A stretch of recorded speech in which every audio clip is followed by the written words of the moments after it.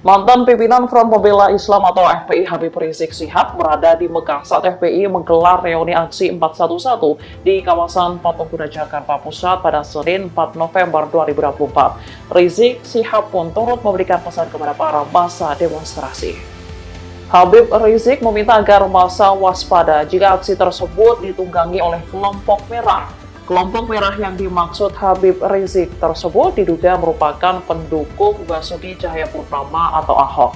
Ditakutkan kelompok merah tersebut menyerang Cawagup Jakarta Suswono dan PKS dengan dalih penistaan agama. Pasalnya, menurut Habib Rizik, kasus Suswono dan Ahok sangat berbeda.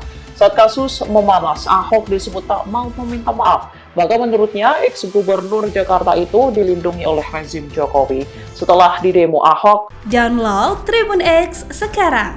Menghadirkan lokal menjadi Indonesia.